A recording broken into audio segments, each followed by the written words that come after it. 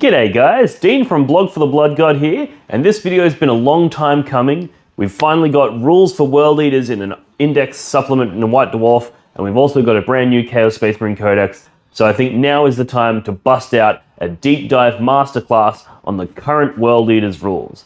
Now I do this fully acknowledging that we do have a World Eaters Codex on the way. However, GW have been pretty vague on when that's going to be. It could be 3 months from now, it could be 12 months from now. So I still think that there's value in deep diving the current rules available to World Eaters players and really trying to juice every single drop of power out of these rules so that we can perform as savagely on the tabletop as Khorne would demand.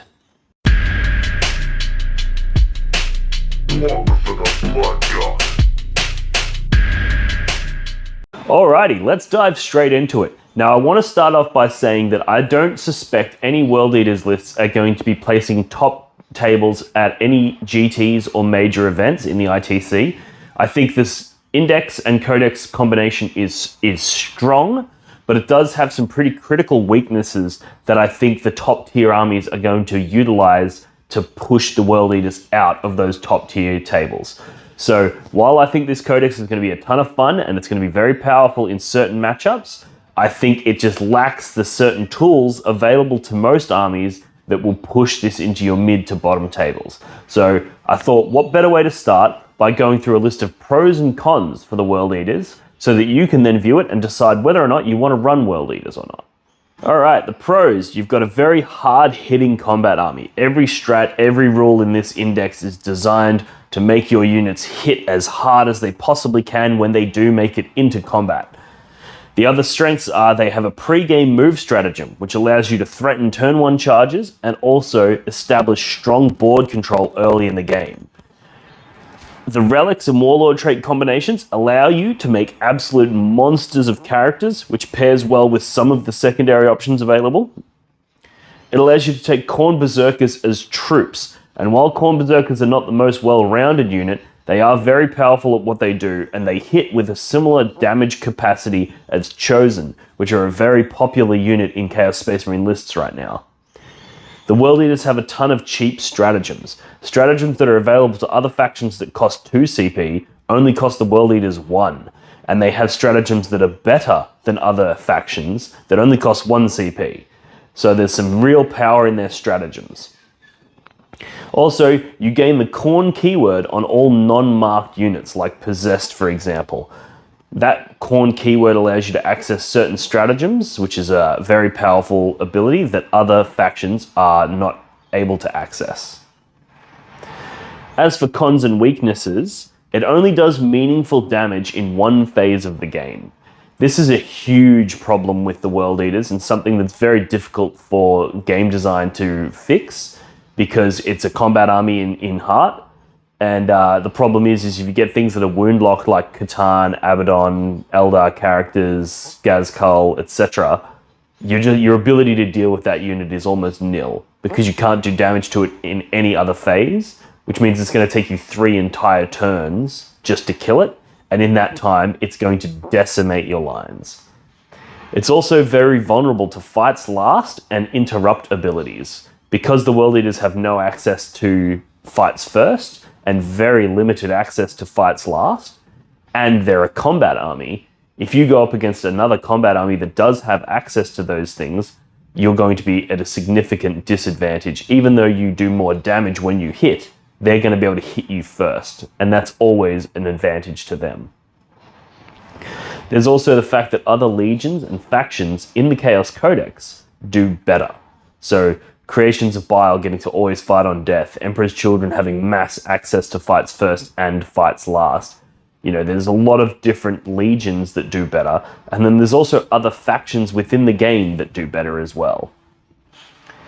You have no access to psychic secondaries and limited secondary options. Because you're a faction that does all of its damage in melee and you have no psychers, your ability to score secondary objectives is going to be very limited, because even things like Engage on All Fronts, a shooting-based army doesn't mind, because they can move into 1/4 and still contribute to the game from a distance, whereas the World Eaters are forced to go where their opponent is, which allows your opponent to mitigate your ability to score things like Engage on All Fronts. In addition, you must spend points on a Mark of Khorne. This can become quite a considerable tax on certain units, and something that you might not always want to take. So for example, Dark Apostle, if you're taking him to support your nearby units, he doesn't really need to take the Mark of Khorne. However, in a World Eaters army, you must pay the points and you must give him that Mark of Khorne. And finally, they're very easy to outclass with movement and screening units. Armies with cheap units like Guard are able to put small, insignificant units out in front to protect their tougher units, their more valuable units, and you'll spend your entire game clearing chaff and you'll never actually achieve any realistic damage. Alright, so that's a bit of a list of the pros and cons available to you as a World Eaters player. So you can take those on board and decide if you want to play World Eaters or not. And if you do decide that you want to play World Eaters, this is a really good guide for list design because you know what your weaknesses are now, you know what your strengths are, and you're able to design a list that's going to play to your strengths and a list that's going to navigate around your weaknesses. And this is critical during list design because if you don't get this right, you're not going to be able to perform well on the table when faced with certain matchups. Alright, the Legion trait for World Eaters is each time a unit with this trait fights, if it made a charge move, was charged, or performed a heroic intervention this turn, then until that fight is resolved, add 1 to the attack's characteristics of models in this unit. This is a pretty decent Legion trait. It's not amazing, it's not going to break the game, but it's reliable additional damage on your units. And this is one of the things that makes all your smaller units like your Raptors, your 5-man Berserker units actually put significant damage out, which in my opinion means that World Eaters are better off skewing into an MSU style list where you've got all these small units that will punch above their weight. That being said, it's very easy to look at this and compare it to, say, Blood Angels and feel very envious and jealous because they get +1 attack, but they also get +1 to wound and +1 to charges, and they get access to additional AP, they get all these crazy things that World Eaters just lack. Now, I genuinely believe that this will be fixed when we get a World Eaters Codex. I think this World Eaters supplement in the Index White Dwarf was just to tie us over until that time, and I think they more or less just took all of the old rules and just reprinted them. Made any necessary changes and then just reprinted them. I don't think they went to the effort of actually changing things to keep up to speed with current 9th edition rules. I think they just sort of went, cool, this will make it so that they can still run those units, and then when they get a new codex, they'll be happy. So I wouldn't look at this Legion trait or any of the rules in this supplement as an indication of what to expect with the World Eaters supplement, with the World Eaters Codex. I think there's going to be very different rules in between those two Index and Codex rule sets. Alright, now let's look at the secondary that's available uniquely to World Eaters. Now, I'm a huge proponent of, and I strongly advise all of my coaching clients and all of the people who ask me for advice, when you're designing a list, the first thing you do before you even open the book, before you even look at the units, is look at the secondary options that are available to you, pick the ones that suit your personal play style, and then design a list that's going to facilitate that. So if you play a really hyper-aggressive game and you really enjoy just getting up in your opponent's shit and doing all this stuff, well then you need to pick secondaries that suit your play style and then write a list that's going to achieve those secondaries. Whereas if you're more of a cagey defensive player who likes to disengage and likes to try and, outfox your opponent, dance around them, if that's the type of player that you are, then pick those secondaries, and then when you have your secondaries selected, you then write a list that's going to give you the tools that you need in order to achieve those secondaries. So starting with secondaries is hugely important, and this is one of the areas that all CSM Legions, but in particular the World Eaters, struggles the most, because all of the unique secondaries are available to them are like meh at best. So let's talk about the one that World Eaters have unique access to, and we'll go from there. Alright, so their secondary is in the Purge the Enemy category. So this is the same category that has Bring It Down and Assassinate. It's called Skulls for the Skull Throne, and if you select this objective, during the Resolve Pre-Battle Abilities step of the mission, select one World Eaters character model from your army to issue a challenge, and then select one character model from your opponent's army to accept the challenge. You score 5 victory points at the end of the battle for each of the following conditions that have been satisfied. The model that accepted the challenge was destroyed, the model that accepted the challenge was destroyed as the result of a melee attack, and the model that accepted the challenge was destroyed as a result of the attack made by the model that issued the challenge. If the modeler that accepted the challenge is in strategic reserves or reinforcement unit was destroyed as a result of not arriving on the battlefield, all of the above conditions are considered to have been satisfied. If all three of these conditions are satisfied during the battle, you immediately gain 1 command point. Alright, so in certain matchups, very niche matchups, this is going to be quite powerful. But in the vast majority of matchups, I think this is going to be a secondary that is better avoided. A lot of people are going to be able to live without one of their characters. So basically what's going to happen is you're going to go, okay, cool, my character is going to select your character as a challenge target, and then they're either going to kill your character before you're able to kill theirs, in which case you are now capped at 10 at best. And then they're going to protect their character from your charges by having it behind layers of units. And if they can do that, they're going to probably push you to getting 0 victory points for this. However, in certain matchups, like against, say, Imperial Knights, that's much harder for them to do because they don't have those disposable units that they can throw out and slow you down. And they also are going to struggle to assassinate your character before he strikes. So certain matchups, this is going to be a decent secondary and something that you definitely want to understand how it works and understand when to wield this secondary. But more often than not, I think you're going to be better off avoiding this. So, for example, if your opponent has 3 characters, right? You could pick one, and if you kill it in melee, you get 10 victory points. Or you could just pick Assassinate, and now the 2 other characters that you didn't select as your target, if you kill them, you get points. And if you kill the one that you selected as well, it's still worth 3 points, which is pretty good. It's only worth 5 points if you kill it with shooting anyway.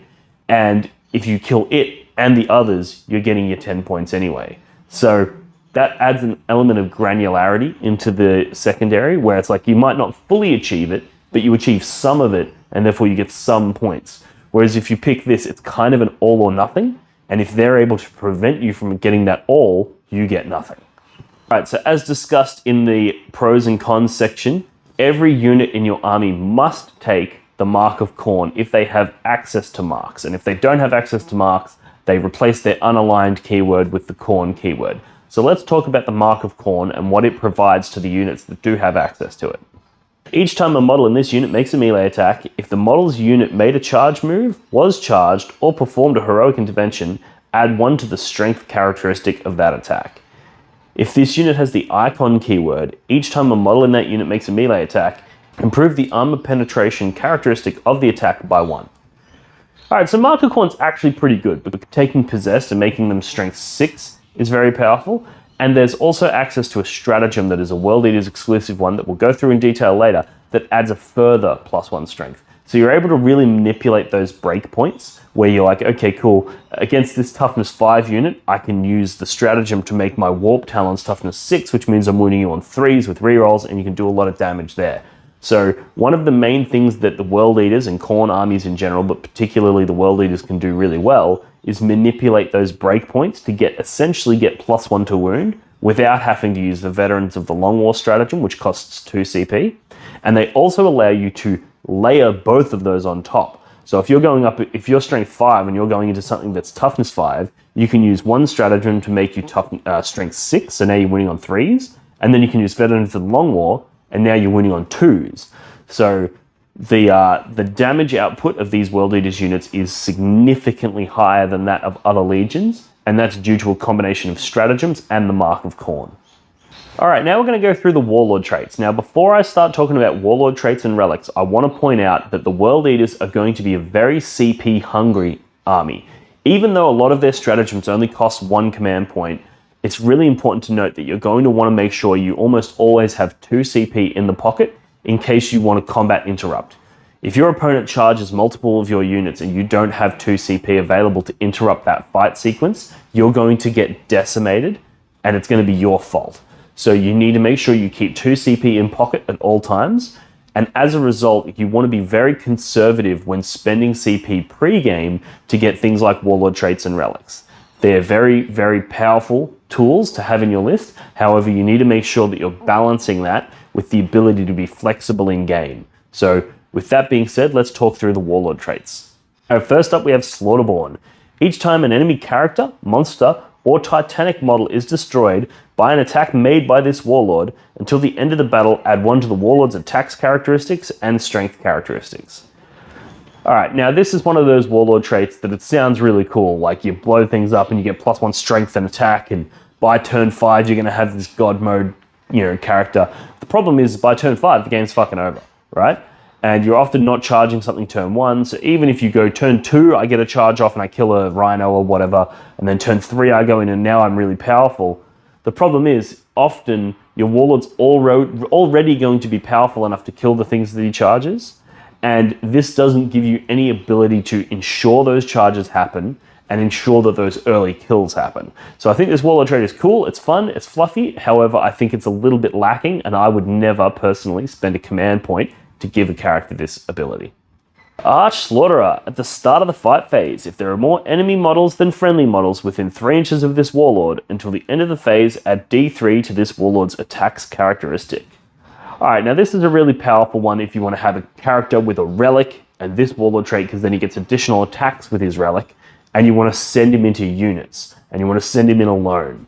That makes this guy a solo beat stick that's going to shred multiple models out of your enemy units. You compare this with the Zal the Wrathful so that you're getting a lot of attacks at high strength, at high damage. It's very powerful. However, again, I hazard caution that you don't waste all your CP early in the game by buffing up your characters. And I want you to remember that with that +1 attack from the World Eaters trait, a lot of your characters are going in with 7 or 8 attacks. They're going to be killing a lot of stuff already.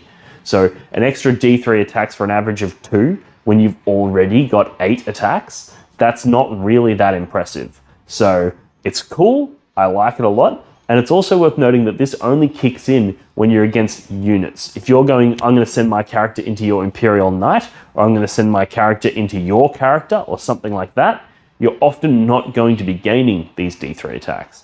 So if you do take this, it really does tool your character into being a very specific type of unit killer, which isn't always what you want your characters to do, because your units are very good at killing units. So I think you're better off tooling up your characters for taking down those big targets, which is why I personally don't rate this as a very valuable Warlord trait.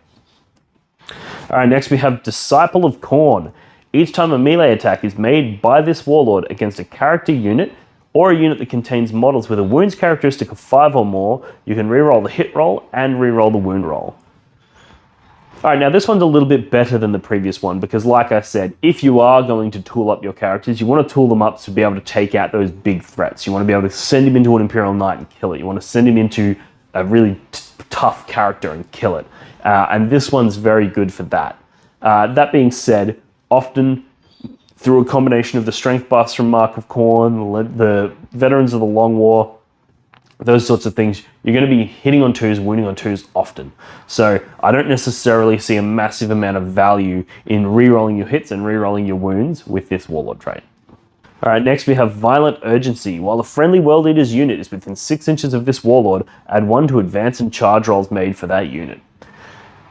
Alright, now this is a really interesting tech piece, and the reason that is not only does it just add 1 to your advance and charge rolls, which sounds pretty subtle, but you can actually pair this with Abaddon the Despoiler, who has a 6-inch aura of +1 to charge rolls, and you can put them together so that all of the World Eaters units around it will get +2 to their charge rolls, which is actually significant. And then if they're arriving in from deep strikes via a Dreadclaw, or whether they're Terminators arriving, or strategic reserves outflanking, those sorts of things, if you're able to combine that with a +2 to charge and a CP reroll, you're going to get quite a few charges with a relative reliability, which is quite powerful. And this is another reason why I think the World Eaters particularly lends itself to those MSU lists, because if you drop down, we'll say you've got 3 units of 10, you've got 3 attempts to make that charge roll. Whereas if you make that 6 units of 5, you now have 6 attempts at making that charge roll, plus a command point reroll as well. So I think having multiple small units just increases your probability of achieving the combat, and those small units do significant damage on themselves. You don't necessarily need 10 Khorne Berserkers to kill most things. So this is probably my favorite of the Warlord traits available to the World Eaters. Alright, next up we have True Berserker. Each time an attack is allocated to this Warlord, halve the damage characteristic of that attack, rounding up. All right, now this one is quite good. Now, there's a few things to consider with this, and that is that, and we'll go through this in a moment, there is another Warlord trait that gives you a 5-up feel no pain, ability to shrug off wounds after they're inflicted. Now, I've run the numbers on this, and basically, if you're taking a Demon Prince, you want to take this True Berserker Warlord trait, but if you're taking a Lord Discordant, you want to take the other Warlord trait for the 5-up feel no pain. And the reason that is because the Lord Discordant has access to a 1 CP stratagem to reduce incoming damage by 1. So basically, in that situation, reducing damage by 1 and then having a 1/3 chance to ignore that damage anyway is significantly better than halving the damage incoming.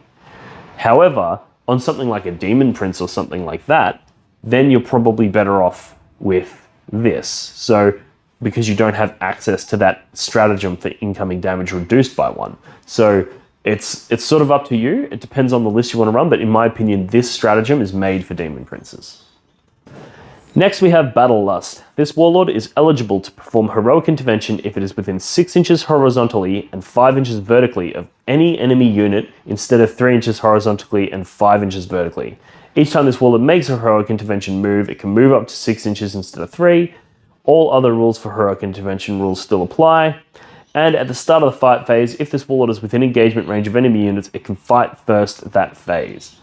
Alright, so this is pretty good in the way that it's one of the only rules that grants you the ability to fight first, and it also increases your heroic intervention, which is really powerful on your strong combat characters. This is a serious consideration because fights first is something that is very, very useful in combat armies. However, you need to be really smart about how you use it. So for example, if an enemy unit charges you and then you heroically intervene into them, yes, you get to fight first, but because they made a charge move, they also get to fight first, in which case they're going to fight you before you fight them. So it's often not going to matter, and it's a really interesting way that they've done this, in the way that they've given you fights first, specifically in a situation where it's very rarely going to matter. That being said, it does mean that if they charge, say, a big unit of Terminators, you can heroically intervene, and now they need to decide who they want to allocate their attacks on, and whoever they don't is going to kill them. Whereas previously they would just hit your Terminators, allocate the attacks to the Terminators, kill them, and you'd be left with nothing. Whereas now you can heroically intervene in, and it effectively saves you the 2 command points that you would spend to interrupt that combat, because you get the fights first, and that effectively functions the same. So this is a very interesting Warlord trait. Again, though, I think it's one of those things where it's going to be situational, whether you're able to pull it off or not. Like, for example, this doesn't matter against shooting armies. This doesn't matter against ranged armies. And unless you're already investing a lot of command points on making your character really scary, then perhaps this isn't particularly worth it, because you could, instead of spending the 1 CP at the start during your list creation and apply that to every game, you could just go, I'm just going to budget and I'm going to manage my CP well, and in the games where it's relevant, I'll just spend the 2 command points to interrupt that combat instead of having to worry about the fights first. So very cool, very interesting, and it's something that I look forward to experimenting with. However, I don't really predict that it's going to be something of high utility. Alright, next we have some of the generic Warlord traits that are in the CSM Codex. Now these are available to every Legion. I've just handpicked out a few of them that I think are particularly interesting when paired with the World Eaters. First up we have Flames of Spite. Each time the Warlord makes a melee attack, you can reroll the attack's wound roll, and each time this Warlord makes an attack, on an unmodified wound roll of a 6, the target suffers 1 mortal wound in addition to any normal damage. Now this is really interesting. It's quite powerful because you get reroll wounds and 6s to wound do mortals. The reason I think this is particularly interesting with the World Eaters is that you're getting additional attacks from being a World Eater. So that means that you're getting more attacks, more hits, which means that you get more value from the rerolls and more value from those exploding 6s doing mortals. So this is an interesting Warlord trait, and I think this has a place in some competitive lists.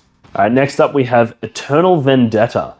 At the start of the first battle round, before the turn begins, select 1 enemy unit until the end of the battle. While a friendly Legion Corps or Legion character unit is within 6 inches of this Warlord, each time a model in that Legion unit makes an attack against the enemy unit, you can reroll that attack's wound roll.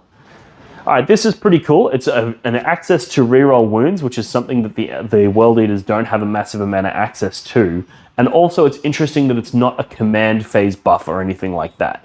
So you could, for example, have a Dreadclaw full of Berserkers and a character in there who has this trait, and then you could drop that in, the Berserkers charge out. Even if the character fails his charge, you can string a few Berserkers back so that they're within range to him to grant the whole lot of them reroll wounds. And that's just a really powerful way of just picking an enemy target at the start of the game and being like, if you expose that unit, it's fucked. And that's a really powerful psychological tool, as well as a really good way of like circumventing those problem units. Like if your opponent's got a big unit of Paladins, or, you know, a big unit of like Scarab Occult Terminators or Iron Warriors Terminators or something like that, or if they've got a Knight or something like that, that you're like, wow, I've got all these units of 5 Berserkers, I'm going to struggle to kill that Knight. If you go, well, I've got one drop pod full of, you know, Berserkers with a character in it, that's my solution to those problems. This can be quite powerful.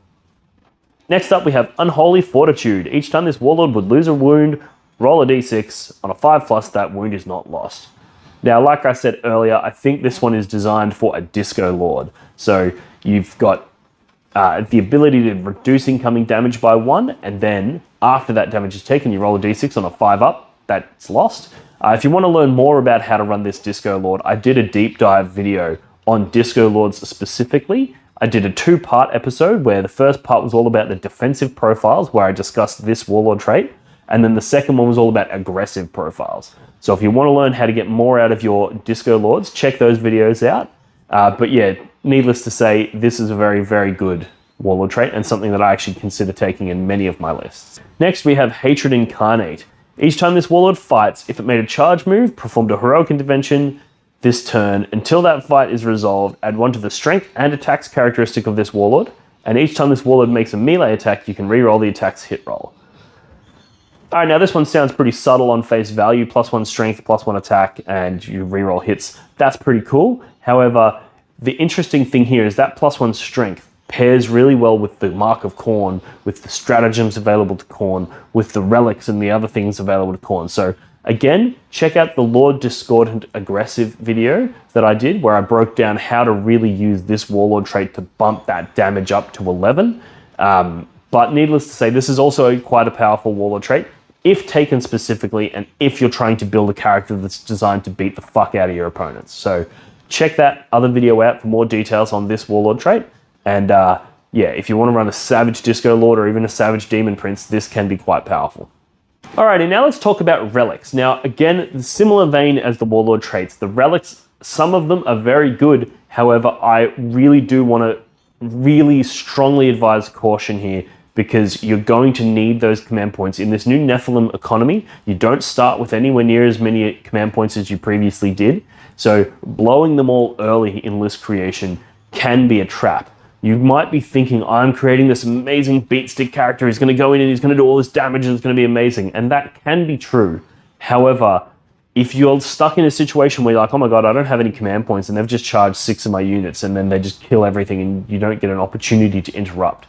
Or, you know, there's tons of other things. And also, often, when you're doing damage, 1 CP to give one character, one weapon, is often outclassed by spending 1 CP to increase the damage output of an entire unit. You know, so if you go, okay, cool, I'm going to spend 1 CP to add 1 strength and get exploding 6s on my unit of Terminators, that's way better than any relic you could imagine for a character, because now you're putting out significantly more hurt across 10 models instead of 1. So I think often you're going to be wanting to spend those CP to buff the damage output of your units over buffing the damage output of your characters. And this also, the interesting thing here is when you're spending your pre-game CP, your opponent knows where that damage is. They know that there's going to be huge damage coming from that Disco Lord. So they can kill the Disco Lord, and now that damage means nothing. Or they can avoid the Disco Lord, they can put screening units to prevent that Disco Lord from hitting anything of value, and now that damage means nothing. Whereas if you rely on using stratagems to buff units, you can do that wherever you want, whenever you want, which means it's really difficult for your opponent to mitigate it. You can go, oh cool, I've gone for 4 different charges, I made those 2, so I'm going to use stratagems to buff the damage output on those 2 units.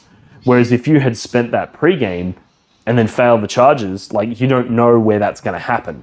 So being able to use the stratagems when selecting to fight and buffing that stuff there is often way better than spending it pre-game on Warlord traits and relics. That being said, I do think there is reason to maybe take one or two, so let's go through them. First up, we have Gorefather. Model with a power axe or exalted power axe only. This relic replaces the power axe or exalted power axe and has the following profile. So it's a melee weapon, strength +2, AP 2, damage 3, and each time an attack is made with this weapon, subtract 1 from the hit roll. On an unmodified wound roll of a 6, the target suffers 3 mortal wounds and the attack sequence ends. Alright, so this one's interesting. If you pair this with Flames of Spite, you're getting reroll wounds, and it's every 6 to wound does an additional mortal wound. So this guy's going to go in and every 6 to wound, which he gets 2 opportunities to roll for, because you would just fish for 6s at this point. Every 6 to wound is going to do 4 mortal wounds. So he's actually a very powerful character, and you put this on like a Chaos Lord or something like that, and you can do quite a bit of damage. That being said, again, probably wouldn't spend the CP for it. Banner of Rage, priest model only. Once per battle at the start of the fight phase, you can unfurl the Banner of Rage. If you do so until the end of the phase, the bearer has the following ability. Add 1 to the attacks characteristic of models within friendly World Eaters units while their unit is within 6 inches of this model. Now this one is a unique relic in the way that it's not a damage or durability buff on the character, but it's an aura that supports units nearby.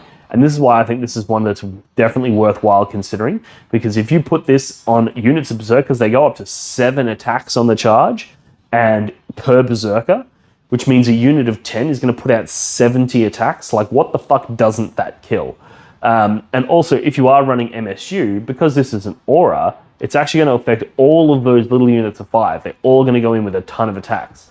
So this is pretty freaking good. That being said, it is once per game, and you have to get your Dark Apostle there. So Dark Apostles are a tricky thing because they move 6 and they're difficult to transport because they're a 3 model unit. So if you got like a drop pod or something like that, you got to put 3 spaces for the Dark Apostle and then you can only fit 7 Berserkers in it.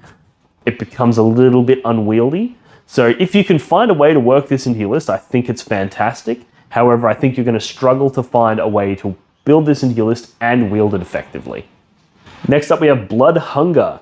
Each time the bearer fights, after resolving its attacks, roll 1d6 for each enemy model that was destroyed by those attacks. On a 5+, the bearer regains 1 lost wound.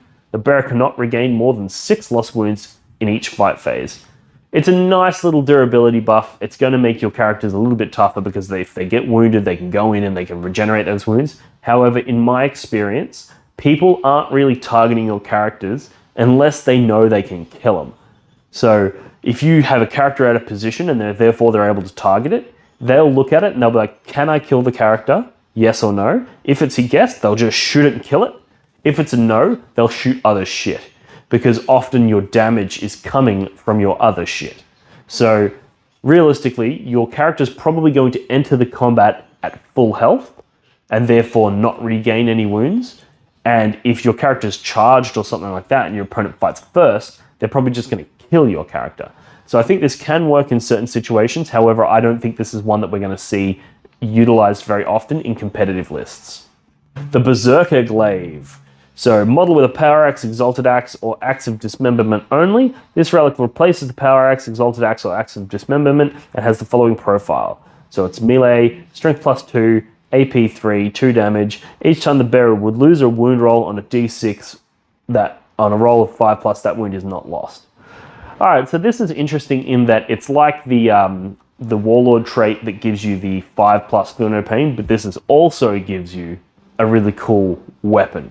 So that's an interesting combo. However, it's limited to things with certain types of axes and certain types of weapons. So you couldn't give it to like a Disco Lord, for example. And the Disco Lord, I think, is the premium recipient for the 5+ Feel No Pain. So again, it's cool. And I think that some people are going to have a lot of fun playing around with it, but I don't think you're going to see it in competitive lists. Helm of Furor. Infantry model only. Add 2 to the strength characteristic to the bearer. In your charge phase, if the bearer is eligible to charge and within 8 inches of enemy units, you must declare a charge.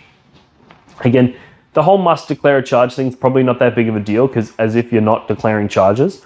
However, the +2 strength, that does stack really well with the Mark of Khorne and the various other things that can make your guys really, really strong. However, I don't think strength is the thing that you need to buff any further. I think strength is already a very strong element and one of the strengths of the World Eaters.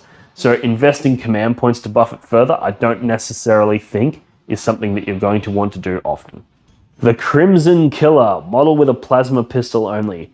Alright, now it's worth noting that the second I read some kind of pistol-related relic, I almost always discard it out of hand. But let's have a look at what this does. Alright, the relic replaces the plasma pistol and has the following profile. Range 12, 1 shot, Strength 9, AP 3, 3 damage. Each time an attack is made with this weapon, an unmodified successful wound of a 4+, inflicts 1 mortal wound on the target in addition to any normal damage. Alright, my instincts were right. Completely disregard this. It's cool to have a nice little sneaky plasma pistol, but it's like, your character is going to be doing so much damage in melee, you're not going to be wanting to be fucking shooting a plasma pistol and paying the points to give a guy a plasma pistol, and then it's only 12 inches range, and it's only 1 shot, so what if you miss? Like, it's just yuck. Don't do it. This is bad. Talisman of Burning Blood. This model is able to perform heroic intervention if it's within 6 inches horizontally, 5 inches vertically of an enemy unit instead of 3 inches, horizontally and 5 inches vertically. Each time this model makes a heroic intervention move, provided it ends its move closer to the closest enemy model within engagement range of an enemy character unit, it can move up to 6 inches. All other rules for heroic interventions still apply.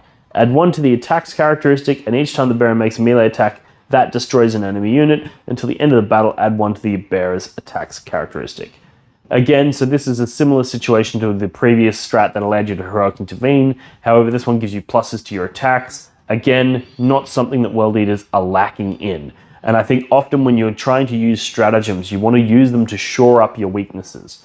So you're already killing things in combat, you already have a ton of attacks, you do not need this relic. The 6-inch heroic intervention is nice. However, if you position yourself smart, you're going to be able to make those 3-inch heroic interventions anyway. So I don't think this is particularly useful. Now, part of the reason that you're going to be able to achieve those heroic interventions anyway is because things like Demon Princes, Lord Discordants, which are your main good characters in your World Eaters army, they have quite large bases. So if you put them in the center of an objective, your opponent can't touch that objective without risking the heroic anyway. So there's no real need to make it a 6-inch heroic intervention, in my opinion. Next we have Zal the Wrathful. Khorne model only, select 1 melee weapon excluding relics the bearer is equipped with. That weapon is now a relic for all rule purposes and has the demon weapon ability, and each time the bearer makes an attack with this weapon, add D3 to the damage characteristic of that attack. Alright, now this one is very powerful on a Demon Prince or a Lord Discordant because they have a lot of high quality attacks already, so being able to just add D3 damage to those attacks that you're likely already going to hit with, you're likely already going to wound with, that makes this guy an absolute monster and allows him to go out and actually kill those big things like your Imperial Knights and things like that. So this is a pretty cool relic and I do like it. Check out my masterclass on the Lord Discordant because I discussed this relic in more detail there, but I think it's worthwhile noting that this is a good relic.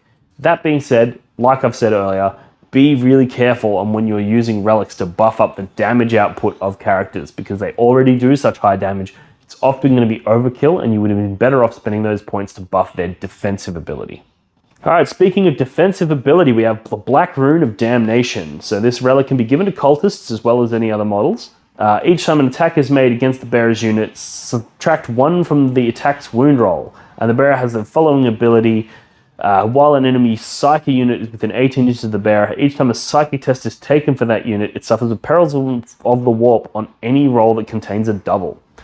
Alright, so this is one of the most broken relics in the game. I really, really like this, and I think it goes really, really well on certain characters. I personally like a Lord Discordant with this and the 5-up Funo Pain. I think he goes in and he's just a really, really tough character that's hard for your opponent to kill, and because he's a Lord Discordant and he's got the Mark of Khorne and he's got the World Eater's Legion trait, he already shreds. So he goes in and does a fuck ton of damage, and then when your opponent tries to fight back, they don't do much damage back to you.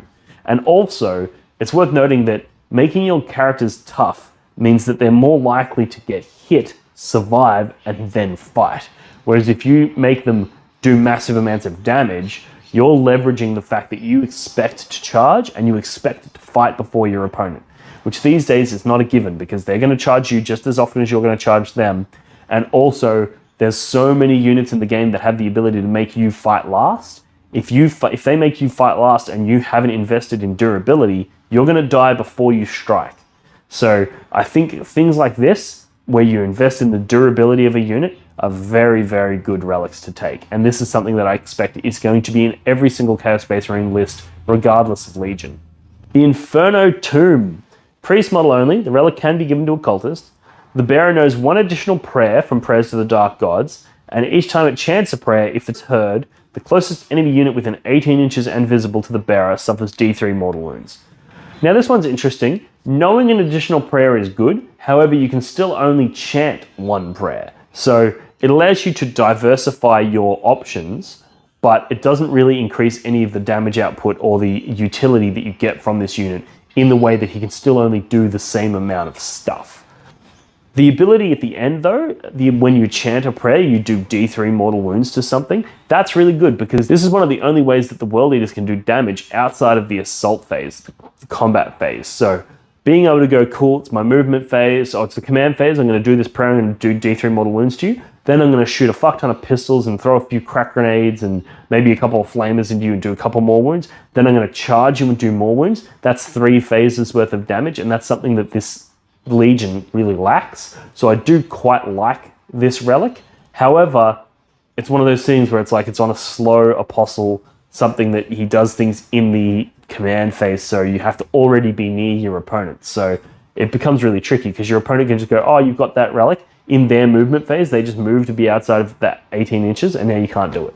So it's cool, and I think if wielded well, and if your opponent doesn't fully understand and appreciate it, it can be useful. But again, it's not something that I would consider taking in a competitive list because I just know that the players on the top end that we're trying to break through, they're going to know what this does and they're not going to let you do it.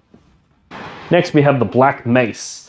So it's a model with a Power Maul, a Cursed Crozius, or a Cursed Weapon only. This relic replaces the Power Maul, a Cursed Crozius, or a Cursed Weapon, and has the following profile. Black Mace, it's a melee, Strength +2, AP 2, 3 damage, and each time an attack is made with this weapon, excess damage it inflicts is not lost. Instead, keep allocating excess damage to another model in the target unit until either all excess damage has been allocated or the target unit has been destroyed. Now, this relic is absolutely insane if you pair it with a Red Butcher's Terminator, because that unit then goes in and the sergeant's going to get 10 attacks with his Legion trait and his 4 attacks and his goes in with the fight twice, goes in with 10 attacks, and he fucks shit up. I'm going to do a deep dive on the Terminators later in this video, which is also going to be released as its own standalone video. However, it's pretty safe to say that a unit of Red Butchers of 10 man with the Black Mace in it can kill almost anything in the game 3 times over. So this is a really fun relic, and if you pair it well, like say you take the unit of 10 Red Butchers and then you put Abaddon and another character with Violent Urgency, so you're getting +2 to your charges and you're deep striking and then you're charging, which means you're going to be hitting things and there's nothing they can do to stop you outside of screening you, then it's really powerful. It's like fucking probably the most powerful combat unit in the entire game.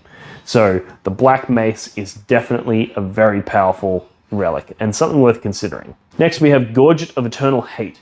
Add 1 to the saving throws made for the bearer. The bearer has a 4+ invulnerable save, and the first time the bearer is destroyed, before removing him from the play, roll a d6 for every enemy unit within 3 inches of the bearer. On a 2 to 5, they suffer d3 mortal wounds, and on a 6, they suffer 3 mortal wounds. This one, I think, is also very good for a Demon Prince. So you take a Demon Prince, you give him this, and then you also give him the half incoming damage, and now he's a Demon Prince with a 2-up save, half damage, very hard to kill, 4-up invulnerable save at all times, very, very tough. He goes in, he punches really fucking hard, and then when your opponent finally does kill him, he's doing D3 mortal wounds to everybody nearby, potentially 3. So if they sink multiple units in to try and take him down, you're going to smash them all even when you die. So this is very powerful. I really like this relic, particularly on a Demon Prince. Alright, now let's talk about the stratagems that are available to the World Eaters. Now, like I said earlier in the video, one of the strengths of this Legion is that they have some relatively cheap stratagems. So let's go through them together. First, we have Scorn of Sorcery. Use this stratagem in your opponent's psychic phase after a psychic test is passed for an enemy psychic unit and after any Deny the Witch attempt is made, if any. If that enemy psyker is within 24 inches of any World Eaters units from your army, roll a d6, and on a 4+, that psychic power is denied. This is really good because there's certain psychic powers that your opponent will build their list around. They rely on these psychic powers. So for example, let's say you're going up against another Chaos Space Marine, and he's like, oh, I want to put +1 toughness with mutated invigoration on my Terminators to make them toughness 5. And you're like, no, no, no. You make them toughness 4, and then when you go in, you're hitting them, you're winning them on 3s because you're strength 5, and then you can veterans the Longwater Wound on 2s. It's a huge swing. Or it might be Pact of Flesh. They drop down, they're going to use some psychic powers to kill a model, then resurrect it closer to you so that they can then get that easy charge. And you're like, nope, I'm going to deny your Pact of Flesh. And now you don't resurrect that model, you don't heal the unit back, and then you fail your charge, and you've just swung the whole game on its head. Other ones are all the Eldar powers. There's tons of powers. There's infinite powers in the game that a lot of people build their lists around and really rely on. So being able to reliably deny that on a 4-up is pretty good. Now there is some contention online because this stratagem appears both in the Index White Dwarf supplement for World Eaters and in the new Chaos Space Marine Codex. And they have the same name, which is Scorn of Sorcery. However, they have slightly different wording. One of them is World Eaters unit, and the other is Mark of Khorne unit. So there's people debating on whether or not you could use both. My understanding is that because they have the same name, they are considered to be the same stratagem, and you could not use both. However, if it is ruled that you could, because they have different rules, they have different wording in the stratagem itself, they are treated differently. If you were able to have 2 attempts, by going, cool, I'm going to spend 1 CP to use Scorn of Sorcery from the World Eaters book, that failed, cool, I'm going to spend another CP to do it again, that would be very, very powerful. So let me know in the comments below if you have any further information or if you have any ideas on how that would work. My understanding is that you wouldn't be able to do both because they have got the same name. Next we have Skulls for the Skull Throne. Use this stratagem when an enemy character model is destroyed by a melee attack made by a World Eaters character model from your army. Gain D3 command points. The limit of gaining or refunding CP per battle round does not apply to any command points gained via this stratagem. Now this one's really simple. It's a no-brainer. Every single time you kill a character, you're going to want to do this. However, it is worth noting it costs a CP to do it. So yes, you're going to generate D3 command points, but you need to have a command point to do it. So if you spend all of your command points, you've got none, you go in, you charge, and you kill a character, well now you don't get anything. Whereas, so basically what you want to do is you want to make sure that at the start of your turn, you look at how many command points you have, you look at your game plan. If your game plan includes killing a character, make sure you do that first. So for example, if you've got your Berserkers are going to charge over here and they're going to kill like a whole bunch of whatever, and then your character, your Demon Prince, is going to go and kill one of their characters, when selecting the order of operations of those fights, select the Demon Prince first so that he kills their character, so that you can use this strat, so that you can generate your D3 command points, and then you can spend those command points on this unit when they fight that stuff. So it's really important that you get the sequence of these things right and make sure you're fighting with your characters first, and making sure that you have 1 CP in your pocket at all times so that when you do kill an enemy character, you get those command points. Alright, Blood for the Blood God, 2 command points. Use this stratagem at the start of the fight phase when an enemy unit is destroyed by a melee attack made by a World Eaters model from your army. Until the end of the turn, each time a morale test is taken for a World Eaters unit from your army, it is automatically passed. This is one of the weirdest stratagems that I've ever seen, where basically when you go in, you have to go in, fight, and kill something, and if you successfully kill something, you're then protected from morale. But realistically, how often is that going to happen? Chances are if you're going in and killing things, you're fine, because you're killing things. And if you're failing to kill things, and then they're hitting you back and doing a bunch of wounds to you, that's when you're going to want the protection from morale. So I don't really see this being used, and it's also only until the end of the turn. If this was till the end of the game, all World Eaters, so it's like go in and kill something, and then for the rest of the game you don't have to worry about morale, then you might consider doing it. But even then you might not, because chances are you're running small 5-man units that are effectively immune from morale anyway. I don't know, it's a weird stratagem, I don't like it. Kill, Maim, Burn, 1 CP. Use this stratagem in the fight phase before a World Eaters unit from your army consolidates. Until the end of the phase, each time a model in that unit makes a consolidation move, it can move an additional 3 inches.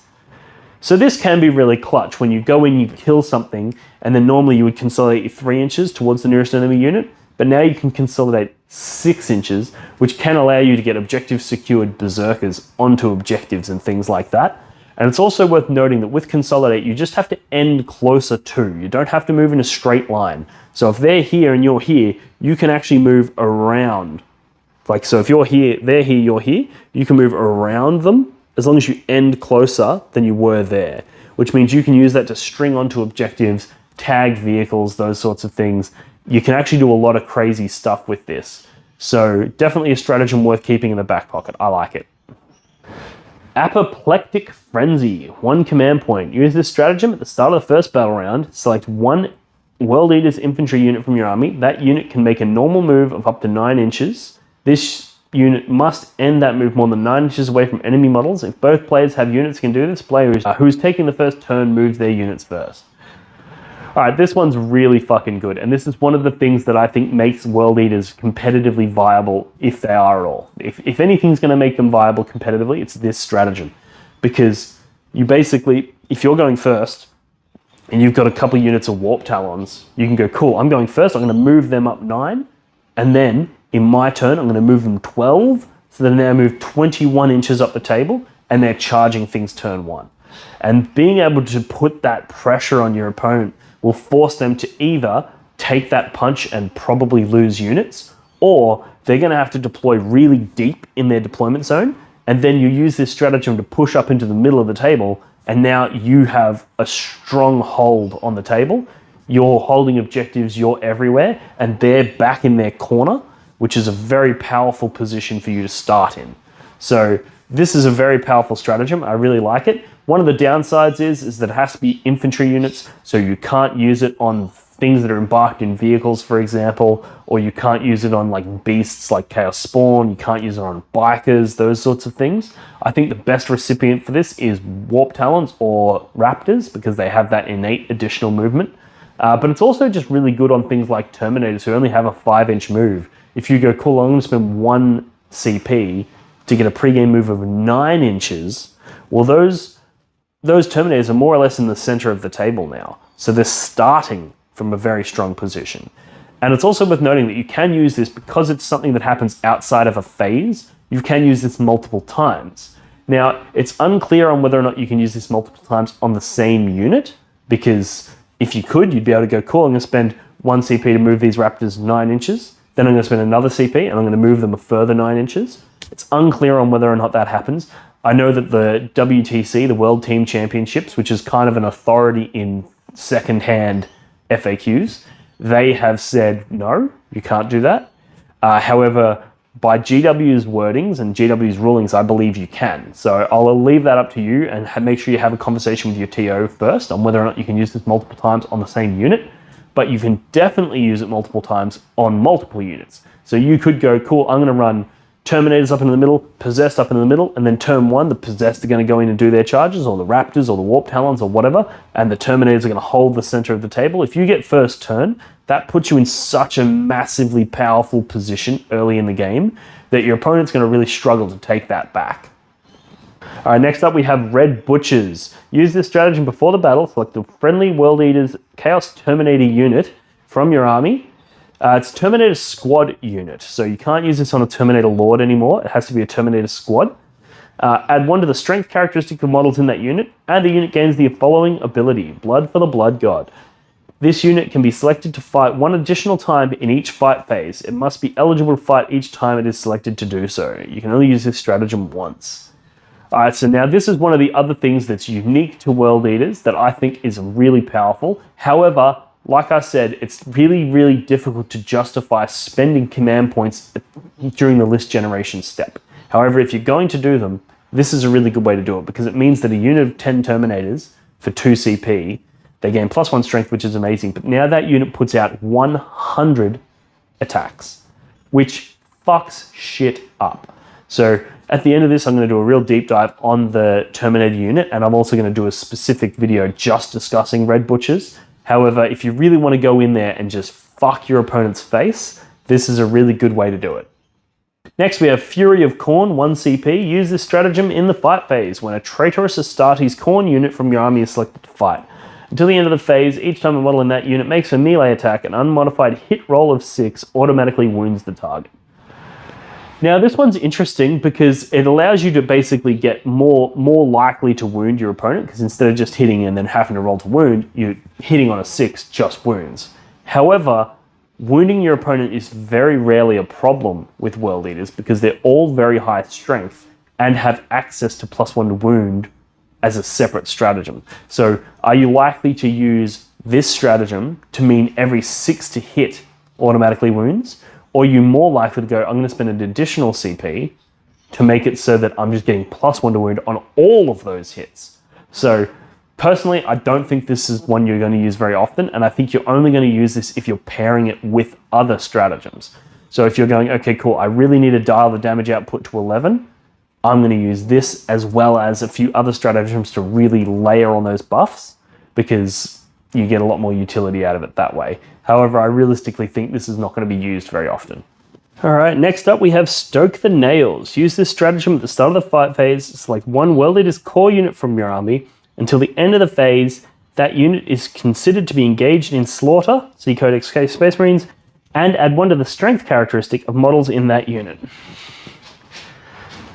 Alright, so this is really good. 1 CP, you get exploding 6s, which is cool, and you're getting +1 to the strength characteristic, which is a really good way of pushing you through those certain breakpoints. In certain situations, this is effectively going to mean you get +1 to wound and exploding 6s for 1 CP, as opposed to things like Veterans of the Long War, where you just get the +1 to wound and it costs you 2 CP. So this is what I meant when I said that World Eaters have some really cheap and good quality stratagems. Alright, let's talk about Dark Apostles now. Now, because the World Eaters have no access to Psykers, if you want to buff your units, the Dark Apostle is going to be the way to do it. Now, there's a few things about the Dark Apostle worth noting. One of them is that most of their chants happen during the command phase. There is a 2 CP stratagem to do them outside of phase, but that's 2 command points, which is a pretty expensive investment. So it's worth noting when you're designing your list and thinking about how you want to play, make sure that you have your Dark Apostle on the table, and the units that are going to be the recipients of these buffs are units that are also on the table. So things like Warp Talons going in for that turn 1, turn 2 charges, those sorts of things with high movement is a very good recipients for the Dark Apostle buffs. So first, because you have Mark of Khorne, you gain the Wrathful Entreaty. Until this, if this prayer is heard, select 1 friendly Legion Core or Legion Khorne character unit from your army within 6 inches of the priest. Each time a model in that unit makes an attack, it is considered to be engaged in destruction, massacre, and slaughter for that attack. This one's pretty cool, but of the prayers that are available to you, I think it's one of the weaker. So even though it's a cool buff, I don't think people are going to be using it very often.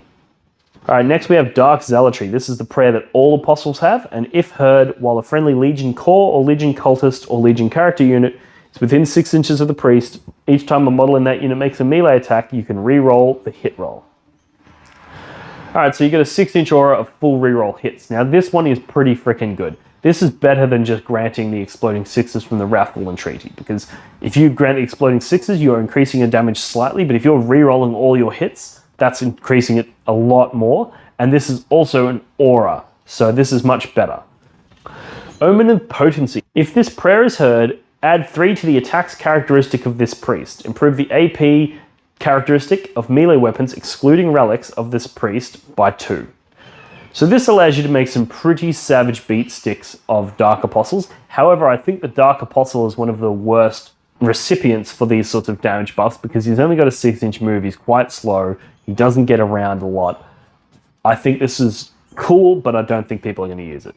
Illusory Supplication. If this prayer is heard, select 1 friendly Legion Core, Legion Cultist, Legion character unit from within 6 of the priest. Each time an attack is made against that unit, an unmodified hit roll of 1, 2, or a 3 fails, irrespective of any abilities that the weapon or the model making the attack have, and that attack's hit roll cannot be rerolled. Now this, I've gone through this in my Iron Warriors Terminator deep dive. This is one of the most powerful chants you will have, because it just makes those units way more durable, and particularly in a World Eaters list where durability is your weak point, You already have massive damage output. You don't necessarily need to increase your damage output, but increasing your durability means that you're going to actually survive long enough to use that damage output. So I think this one is a fucking very good chant, and I think a lot of World Eaters players are going to be taking this. Soul Terror Portent. If this prayer is heard, select one friendly Legion Core, Legion Cultist, or Legion character unit within 6 inches of the priest, and each time a model in that unit makes a melee attack, add 1 to the attack's wound roll. This is very good, because this means you don't have to spend the command points, the 2 command points for Veterans of the Long War. And a lot of World Eaters stuff is going to be wounding on 3s because it's of high strength. So being able to just go, cool, I'm going to put the prayer, I'm going to send that unit in, and it's now going to be wounding you on 2s, is very, very powerful. That being said, again, the Dark Apostles can be quite difficult to wield because you need to do this in the command phase. So if your unit's inside a transport, for example, and you want to disembark and charge somebody, you can't use this prayer on them. So it can be a little bit clunky to use. And realistically, if you're going to be going, oh, I'll use the 2 CP to auto-cast a prayer outside a phase, well, at that point, you just do use Veterans of the Long War. So it's the same thing. I guess the difference is you can stack them. So you could do both. So if you were going into something that has, say, the Black Rune of Damnation, and they're like, haha, I'm neg 1 to wound, you could go, cool, I'm going to spend 2 CP for Veterans of Long War, and then I'm also going to put the Soul Terror Portent on me, so I'm getting +2 to wound. You're neg 1, so that puts me back to a +1 to wound, so I'm back to wounding you on 2s. So you can stack them together. It can be difficult to pull that off, but if you do pull that off, that's very powerful. Next, you have the Litany of Despair. If this prayer is heard, select one enemy unit within 12 inches of the priest and roll 3d6. If the result is greater than the unit's leadership characteristic, select one of the following to take effect. The unit cannot perform actions. If it's currently performing an action, it immediately fails. And the unit cannot fire Overwatch, set to defend, and is not eligible to fight in the fight phase until after all eligible units from your army have done so. Alright, so this one is very interesting. On one hand, it shores up one of the weaknesses of the World Eaters, which is that we have very limited access to making your opponent fight last. So being able to go in and go, I'm going to turn that unit, I'm going to tell that unit it can't fire Overwatch, set to defend, and it has to fight last, and then I'm going to charge it with something, and then I'm going to charge something else over there, fight over there, kill that thing, you can't interrupt here, you can't fight here, and then I get to fight here and do maximum damage across the table. That's very powerful. However, on the other hand, you need to beat their leadership on a roll of 3, on a 3d6 roll.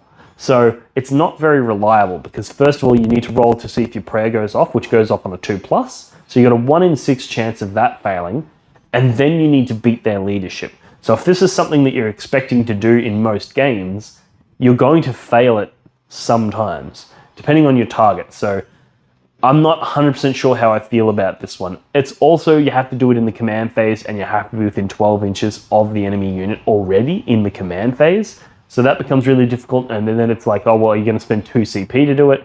Well, then you're like, well, now I'm spending all of my CP, and it just becomes really messy, and I think it's just going to be too difficult to pull this off, unfortunately. I think it's going to be one of those things where if you're putting all of that mental bandwidth into trying to pull this off, you're probably dropping the ball elsewhere. So I think you're better off designing a list that doesn't rely on this and does its damage through other means and has its reliability built in other ways. Alrighty, now, as promised, let's talk about Red Butchers. Now, I think this unit has a strong claim to being the highest damage output from a single unit possible in the entire 9th edition. So I find it really interesting that the Iron Warriors Terminators, which I've done a video on previously, are arguably the most durable unit that exists in the game, and the World Eaters Terminators are arguably the most powerful unit that exists in the game. So I think it's really interesting that a lot of people were predicting with the new Chaos Space Marine Codex that they would dial back the combos and that they would make it less about stacking buffs and things like that to make units insane, because that was one of the criticisms of the previous Codex. However, I feel like GW have really just gone, oh, you like combos, hold my beer, and they've just jumped in and made some really fucking insane combos. Now, it's worth noting that the combo that I'm about to outline, you wouldn't do. You would never actually do this, but it's just an indication of how insane a unit can be. So you can then go, okay, I know the upper limit of the damage output of this unit, I know the lower limit, and then you've got all the different stratagems that you can use to tweak your damage output to hit that sweet spot that you want. So these World Eaters Red Butchers are absolutely insane, even without command points buffing them up. But let's see what happens when you layer on all of the command points. All right, so with full stratagem support, 10 Red Butchers can kill in a single fight phase an average of 100 Guardsmen, over 40 Armor of Contempt Marines, over 25 Armor of Contempt Terminators, around 6 Armor of Contempt Rhinos, around 3 Armor of Contempt Land Raiders, around 3 Imperial Knights, and 7 to 8 fully buffed Iron Warriors Terminators. See my Iron Warriors video for how that works. This is using the stratagems as follows. 2 CP pre-game to make them a Red Butcher, which gives them +1 strength and fight twice. 1 CP, Trophies of the Long War, to give them the Champion, a Black Mace. 1 CP for Wrath of the Chosen for +1 to hit, so that they are hitting on 2s. 2 CP for Veterans of the Long War for +1 to wound, which you wouldn't need to do if you had Soul Terror Portent. 1 CP for Wild Fury for an improved AP of 1. 1 CP to Stoke the Nails for a further 1+ strength and exploding 6s to hit. Yeah, combining all of those stratagems, which is like a 7 CP investment, which obviously you only start with 6, so unless you spend none during list creation and you wait until turn 3, like, you're probably not going to fucking do this. But it's just interesting to see how many layers you can put on top of this unit to make it truly insane. And realistically, you can just spend the 2 CP to make them Red Butchers, and you can either spend 1 to make them a Black Mace on the Sergeant, which is really, really powerful, or you can put the Black Rune on there to make them more durable so that you're more likely to get multiple uses out of the unit because they don't just die when they're targeted back. But basically, the Red Butchers for 2 CP go in with 100 attacks, and they absolutely fucking shred things. So this is a really powerful unit, and I think it has a genuine claim to being the strongest damage output in the game. If you think there's another unit out there, maybe in your faction, that does more damage than this, that can reliably kill more than this, let me know, because I really want to know. I genuinely believe this is the strongest, most powerful unit in the game. Alright, now that we've gone through all of the relics, all of the warlord traits, all of the stratagems, all of the different stuff, let's talk about a few different lists that you might want to try if you're running World Eaters. Now, granted, like I said at the start of the video, I don't think you're going to win any majors. You're not going to take this to LVO and win, right? However, I think these really lean into the strengths of the World Eaters. They have some ability to mitigate the weaknesses of the World Eaters, and they're going to function as good as a World Eaters list sort of can. So, with that being said, let's look at the first of 3 lists that I've prepared for you today. All right, I call this list the Absolute Butchers. So this one has Abaddon the Despoiler, it has a Dark Apostle for Illusory Supplication, it has 4 units of 5 Khorne Berserkers with an icon in each unit, it has 10 Red Butchers with the Black Rune, 4 Combi Flamers, 2 Heavy Flamers and 2 Chain Fists, it has 2 units of 10 Possessed, and 2 Rhinos with Combi Flamers. Alright, now the idea around this list is really chunky, tough units that are hard to kill, so that when your opponent does hit you, you're going to be able to hit them back. If your opponent does interrupt after you've hit them, it's not the end of the world because you're very tough units.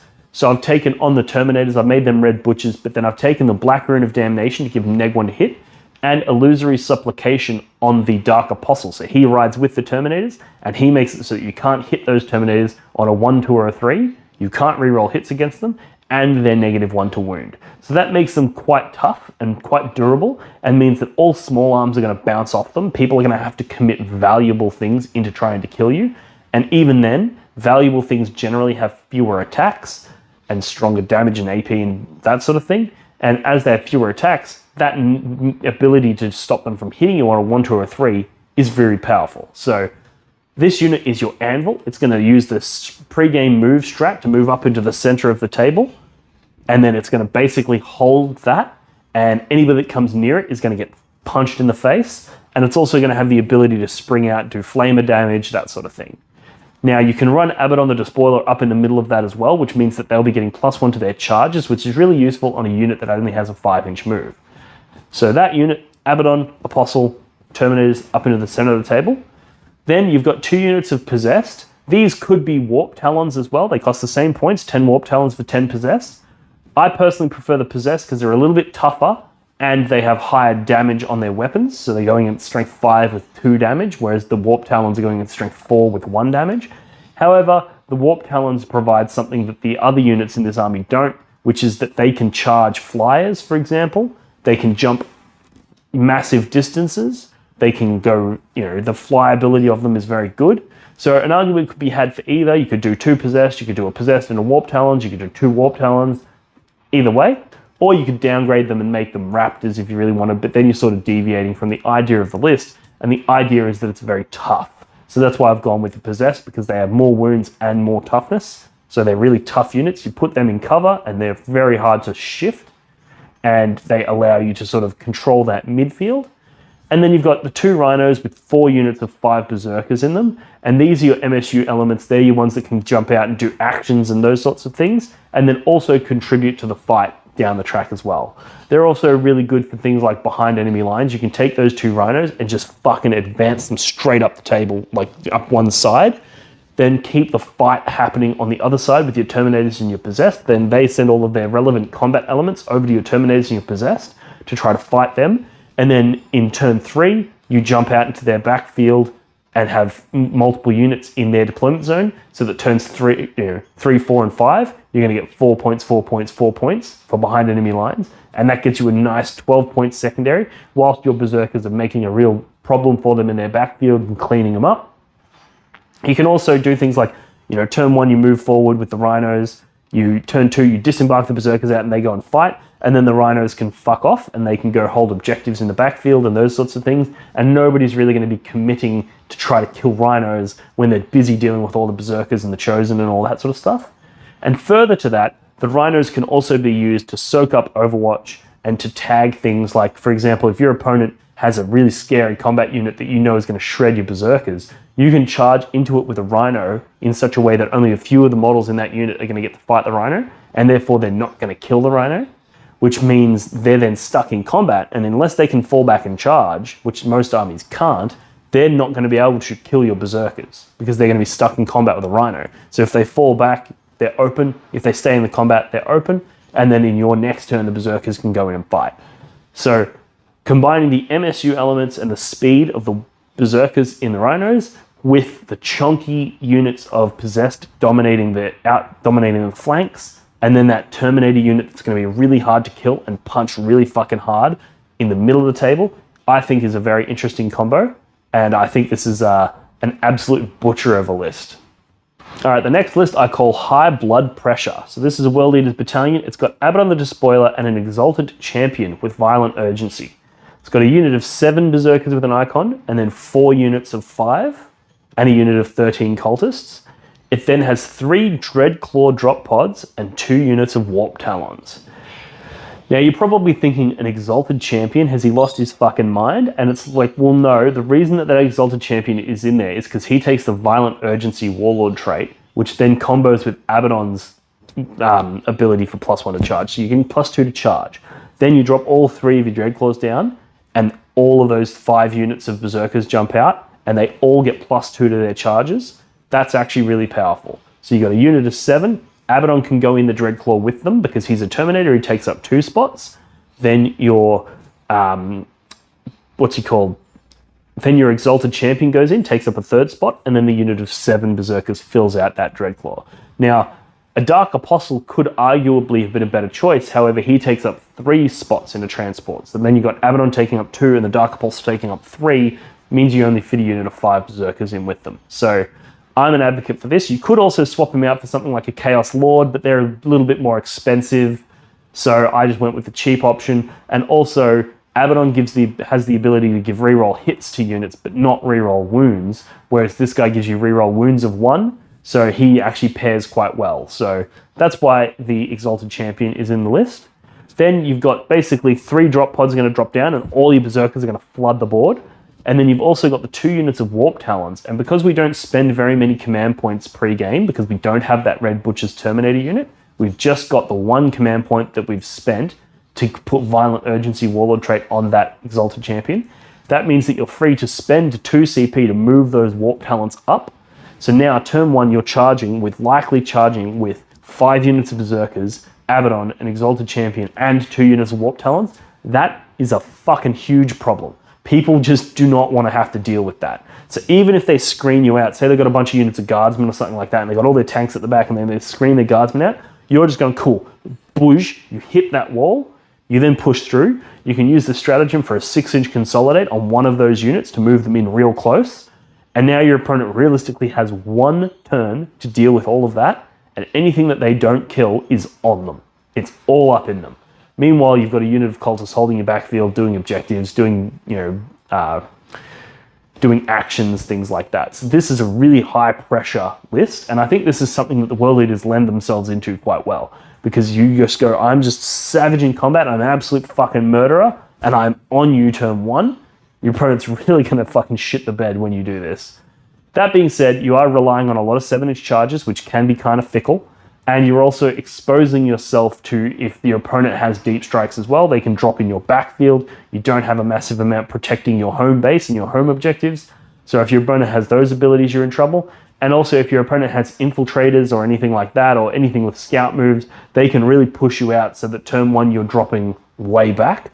Or if your opponent is just a really fast army and they get the first turn, they're going to be able to move and just push you all the way back, so that when you drop, you're dropping in roughly in the midfield, possibly even dropping into your own deployment zone. So this can be quite a big problem in those regards. However, those games where your opponent doesn't have those tools, oh, fuck me, it's fun. All right, and then the final list for you today is called Going Berserk. So this is a World Eaters battalion. You've got a Demon Prince with wings, Mark of Khorne, the Demonic Sword, and he has the Gorget of Hate and True Berserker. Then you have the Lord Discordant with the Black Rune of Damnation and Unholy Fortitude. You have 4 units of 10 Khorne Berserkers, a unit of 16 cultists, another unit of 10 cultists. You have 4 rhinos and a unit of Warp Talons. All right, now the idea with this list is it's kind of somewhere in between the previous two. So this one, it doesn't have the drop pods, it's not got that hyper aggression. However, it does have 4 rhinos full of berserkers that are able to move up into the midfield and threaten that turn 2 charge anyway. So it does still provide some utility in that space, but it also means that you're protected from turn 1. If your opponent's really, really fast and they get the first turn, you're like, cool, you move up, and then I spring on you and kill you. Whereas the previous one doesn't really work that way. It also means that if your opponent has infiltrators or, screening units like scouts or rangers or, nurglings or anything like that, and they try to screen you out, that would effectively stop your drop pods from doing damage. However, it doesn't really stop the rhinos because you can just move through them. You can move through those gaps and charge things behind, whereas the Dreadclaw can't do that. So this is a little bit more versatile. It also has more units, like your 2 units of cultists for your backfield screening, and also the Warp Talons, which you can either spend the CP to pre-game move them and then go in for that Savage turn 1 charge, or you can keep them hidden behind a ruin somewhere, holding an objective, and at any point they can just spring out and do massive damage, so they're really good as well. And it also has 2 really durable beat stick characters. So we've used all of the defensive stratagems and the defensive warlord traits and relics on these characters to make it so that they're really tough, and then they can move up with the rhinos. And as a result, your opponent won't be able to shoot them because the rhino's closer, but they can't charge you either, because if they charge you, they're probably not going to kill you, and then you're going to shred them. So it puts your opponent in a real awkward spot. And if you wield the rhinos and the beat stick characters together, you actually get quite a bit of utility. Whereas the drop pods, they don't really support the beat stick characters. They can't fit. You can't put a Lord Discordant in a Dreadclaw. So there's definitely a lot of utility for this list in the way that it's going to function in board control. And also, with only 8 rhinos, you're only giving up. With only 4 rhinos, you're only giving up 8 points for Bring It Down, and with only 2 characters, you're only giving up 6 or 7 points for Assassinate, which means that your opponent's not likely to pick those 2. So if you're versing somebody who doesn't have particularly good secondary options, you're not presenting them with one. And that's one of the things that I think is really important in list generation, is to make sure that you're not giving your opponent an easy secondary to achieve. Make it hard for them, and then try to play around that. Alrighty guys, so that summarizes my thoughts on the World Eaters Legion. So again, I don't think we're going to be winning any majors, potentially not even any GTs coming up anytime soon. However, I could definitely see this being a top 15 at a big major or something, a big, GT or something like that. There's definitely a lot of power in this, and if you get the favorable matchups and you play it smart, you can definitely do some serious damage with the World Eaters. I look forward to talking to you guys in more depth about those Terminator unit and walking through some of the maths on that. So check out the other videos that should be coming within the next couple of days on the Terminators specifically. And also, it goes without saying that when the World Eaters Codex comes out, I'm going to be deep diving a lot of that stuff as well, probably in a little bit more detail than I've done here. This is mainly just a video to tie us over until then and talk about the current rules that are available to the World Eaters using the new Index and the Chaos Space Marine Codex. So yeah, thanks for tuning in. And I also want to say, I plan to keep making these videos, but what I need from you is a little bit of support on Patreon. Now, I'm not asking for much, just $1 a month. So it's literally 25 cents a week. It's fuck all. But if everybody starts doing that, it's no skin off your back, but it really helps me do things like produce new microphones. I need to soundproof this room. I need to, get a new camera. I need the time and effort that goes into editing these things. It is a lot, and a little bit of support would be greatly appreciated. Those who do support me on Patreon, I thank you so much. It means everything to me. It shows me what kind of content that you guys want to make. And also, over on Patreon is somewhere where you gain access to me directly. So if you want to know something directly, I'll help you out there. If you want advice on a list, you can hit me up in Patreon. And you also get a say in what I produce in future videos. So this video was a request from my Patreons. They really wanted to see that World Eaters content. So I've gone, okay, cool. I'm going to cancel my weekend plans. I'm going to sit down and I'm going to generate this content for you. And it's really important that I support the Patreons because they support me. So if you want to join part of that community, there's a link in the description below for where you can sign up on Patreon. And also, if you'd like to show support in a way where you actually get something tangible, you can purchase my neoprene objective markers from 3D6 Wargaming. I'll put a link in the description below. That also shows your support. I get a little bit off the top of that. And then also it means that you have a sweet objective marker that you can use in your games that's amazing quality stuff. So check them out. Check out the Patreon. Thank you again for watching. Chuck your comments below. I read everything and I try to respond to as many comments as I can. And I look forward to talking to you about the next one.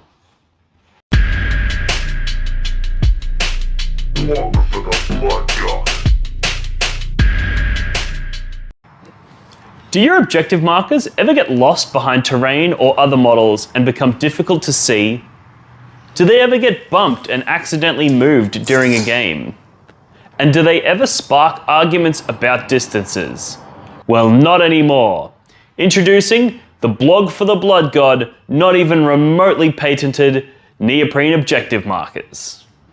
Made from the same material as astronaut suits, or maybe military equipment, or probably neither of those things, this 2mm thick neoprene synthetic rubber is tear resistant, water resistant, and is designed to last. But that's not all. The blog for the Blood God, not even remotely patented neoprene objective markers come in a variety of different designs and styles to suit any faction represented in the Warhammer 40,000 universe.